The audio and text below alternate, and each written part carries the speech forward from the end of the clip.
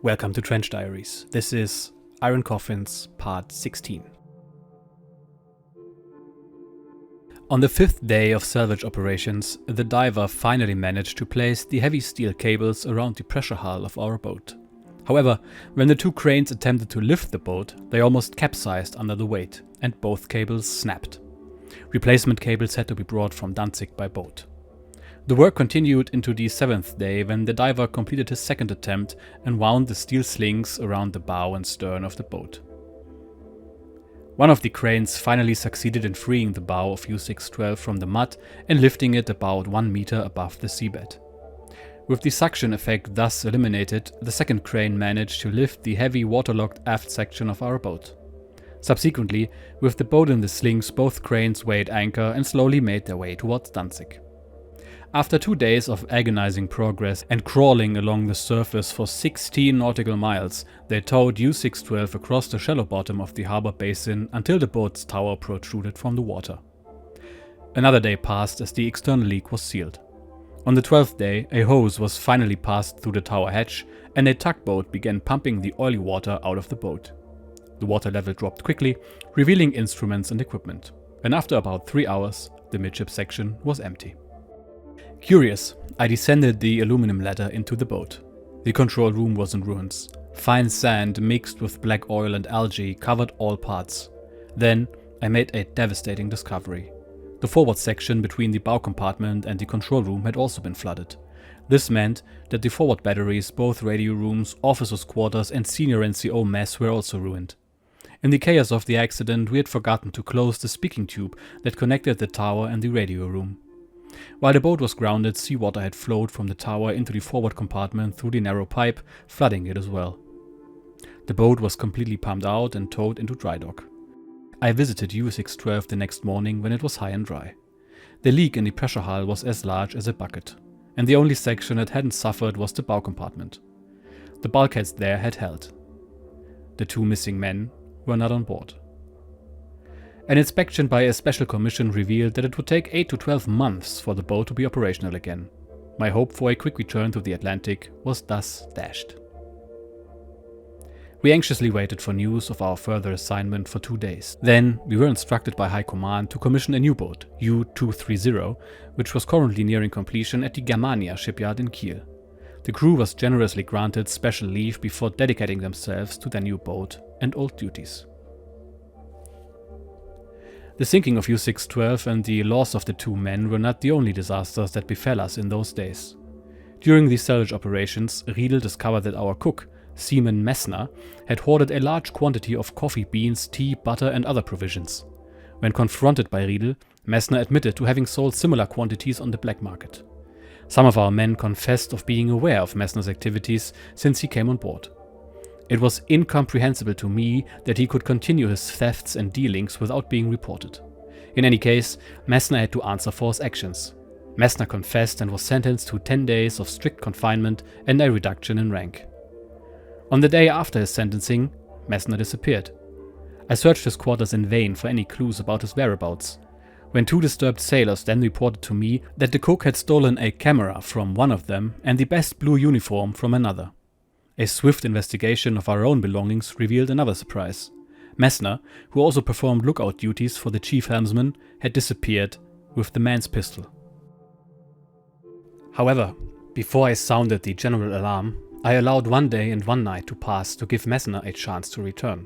In the meantime, I had heard that Messner was known for his collection of girls. I compiled a list of addresses where he might be staying and hiding, and I decided to capture Messner myself, sparing him a court-martial. Siegmann, who supported me, managed to arrange a car with a driver. I invited 2 of our men to the back seat and began my private manhunt. I found the first address in a Danzig suburb, a clean area. The girl claimed not to have seen the cook for weeks. We then drove along the coastal road to Sopot. I found the first address in a Danzig suburb, a very clean area.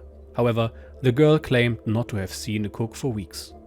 We then drove along the coastal road to Sopot. The mother of another bride hesitantly opened the door. I was on the right track, but had come too late. The cook had indeed slept here the previous night, but had left, saying he was going home. Without further delay, we raced to Gotenhafen, where Messner had promised holy matrimony to another girl. I found the house, but not the runaway. The last address was a shack surrounded by pine trees on Hela, an excellent hideout. However, the cabin was empty. Exhausted, we returned to the steamer late at night. Early the next morning, it was the 4th day after Messner's disappearance, I received a phone call from the police in Danzig. A sailor had broken into a suburban house the previous night. I was convinced it was my man. The case had completely slipped from our hands and the cook had gone too far. Later that same afternoon, the Sopot police informed me of a new case. A sailor, matching Messner's description, had been seen leaving a grocery store after a theft. The man escaped. In anticipation of further developments, I stayed up late into the night. 2 days later, the Messner chapter was closed forever. A Wehrmacht patrol called from Sopot and informed the commander that Messner had been found in a ditch next to the Danzig road. He had attempted to take his own life with a pistol, but had only succeeded in shooting himself blind for the rest of his life. If we were interested in interrogating him, we could visit him at the city hospital in Sopot.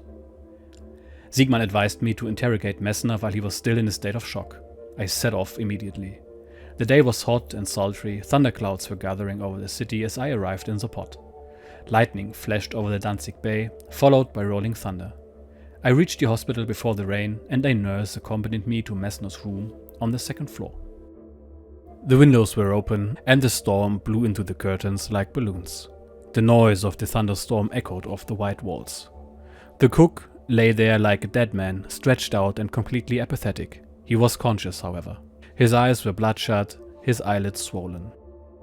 A narrow white bandage around his head covered the 2 small holes on both sides of his temples. I felt pity for the man inside me who had the nerves to take his own life, but not the courage to stand up for his mistakes. I sat silently next to him and waited for him to start talking. But Messner remained silent for a long time. I saw how his useless eyeballs moved behind the swollen lids. Then the tears came. He could no longer hold back. The lost warrior cried, and he cried like a child. The tears turned the man into a boy. Lightning and thunder reached a climax. The half-child in the pillows begged forgiveness and cried, asking for his mother. I was unable to help him. From now on, he would not be able to help himself. When the storm had passed, I asked the doctor on duty for a typing assistant. She sat down at the foot of the white bed, confused and timid, the writing pad on her knees. Messner could not see her. He started to answer my questions willingly. At the end of the interrogation, he moaned. "Herr Leutnant, I am not a criminal. I did not want to steal." "Then why did you embezzle rations and sell them on the black market? Why did you steal the camera and the uniform? And why did you break into the house and the store?" "Herr Leutnant, believe me, it's the truth. I wanted to get caught. I thought it was the only way to escape the war. I detest this war." "What you say, Messner, is pure nonsense," I said in amazement. "Why did you leave before the punishment? And why did you steal again afterwards?" "My buddies are lying, Herr Leutnant. They stole the camera and the uniform for coffee, chocolate and cigarettes. And the rations I took in Sopot and Gdansk, believe me, I only stole them because I was hungry." "And why did you want to kill yourself? I can't understand your way of acting, Messner." "I think I went crazy, Herr Leutnant. I didn't want to kill myself. I lost my nerve. I'm done for." "You're right. No one can help you now. You'd better pray for your soul." "Herr Leutnant, I don't pray, not even now, because I don't believe in God. What I do believe in is communism.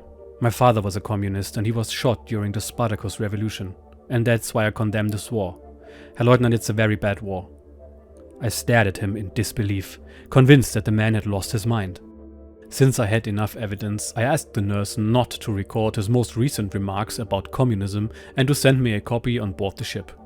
I closed the window and drew the curtains tightly. I believed I could testify that Messner had indeed gone mad. Days of intense activity followed this incident. I completed the paperwork associated with decommissioning the boat. The commander was busy sending the crew on leave, writing reports and making preparations for taking over our new boat. In the second half of September, we would all meet again in Kiel. Shortly before my departure, another tragedy occurred. On September the 2nd, our shore radio stations picked up a distress signal. U-222, returning from a training cruise, had been rammed by another U-boat, again. Except for 3 men who were on the bridge during the collision, the crew and their boat had sunk to the bottom of the Danzig Bay. When I heard about it, it was close to midnight. I went on board the tugboat that had helped us recover U-612 and sailed to the Hela navigation buoy where U-222 had sunk. Numerous boats were already searching the dark sea with spotlights. Immediate assistance for those trapped was impossible. U-222 lay at a depth of 93 meters, about 300 feet, on the seabed. The crew had to help themselves, if they were still alive. The boats gathered around the scene, had their listening devices turned on, and listened for any sign of life from the sunken boat. All the surface vessels nearby were stopped to avoid disturbing the silence. The lead rescue ship attempted for hours to establish communication with our comrades in their iron coffin. In vain, as it turned out. The numerous calls were no longer answered.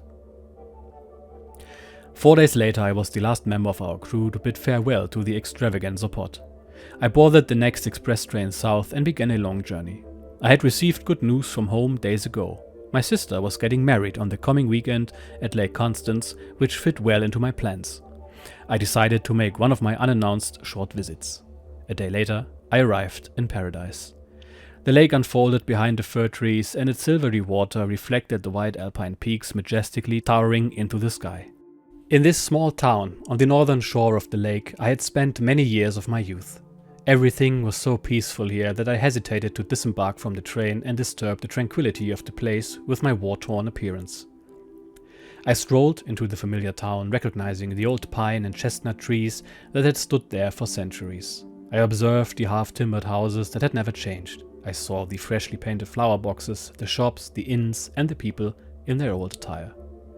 Everything had remained exactly as it was when I left the town 7 years ago. My unexpected return and my long-forgotten promotion to lieutenant caused some excitement, but only for an hour or two. Then all attention was focused on the bride. The wedding took place in a small village church, and the groom also appeared in uniform. However, the wedding changed my sister's life only slightly. 5 days after the ceremony, her husband had to return to his anti-aircraft unit. My parents left the lake, but not without taking their daughter with them. At the train station, I promised to write to them more often in the future, but I knew as well as they did that the promise would probably remain unfulfilled. I spent a few more days in the shadow of the Alps. Once, on one of the mild evenings, as I walked along the lakeside promenade and passed the bench beside the old chestnut tree, I remembered the midsummer night before the war when I had watched the fireworks here with Marianne. It was as if there was no war at all. And when I stood on the medieval stone pier where, after school, I used to feed the seagulls, I was, if only briefly, a boy again. This is a good place for a break, I think, and we all know this feeling of visiting a place of our youth after some time. It's a feeling that cannot be described, but is familiar to most people. The lake, by the way, is very beautiful, as is Constance, the adjacent town. So, lots of tragedy happening in this episode. Let's start with the communist cook who tried to desert. Now, you might think that the moment he deserted that his fate was sealed, since deserting in the Wehrmacht was a capital offense. But having served myself and actually having conducted disciplinary hearings myself, I can tell you that the outcome of such a hearing depends entirely on the company commander, which in this case is the captain of the boat. What he says goes, and depending on his personality, the accused can either get away with a slap on the wrist or go directly to jail without passing go and without collecting 200 mark. As long as you can keep the incident on the company level, you have sole discretion. But the moment some outsider gets knowledge, that's it, and the entire weight of the military justice system will bear down on you. This cook here had a very humane captain and XO, Siegmann and our boy Herbert in this case, who gave him every chance to come back, apologize and get away with a small disciplinary action. But the moment he broke into stores and houses, his fate was indeed sealed, especially after the attempt at his own life and after being found by what I assume to be military police. Self-mutilation with the intent to escape service was unacceptable and inexcusable at the time. And even then, remember, Herbert omitted the remarks concerning communism from his report with the intention to save him during the proceedings. What became of the cook? I don't know, unfortunately. I could probably find out by visiting the Federal Archive, but this I would have to do in person, so perhaps I will get to it later. Then, concerning the sinking of U-222. U-222 sank while surfacing at night when it rammed U-62 accidentally, which was stationary and thus silent and barely visible.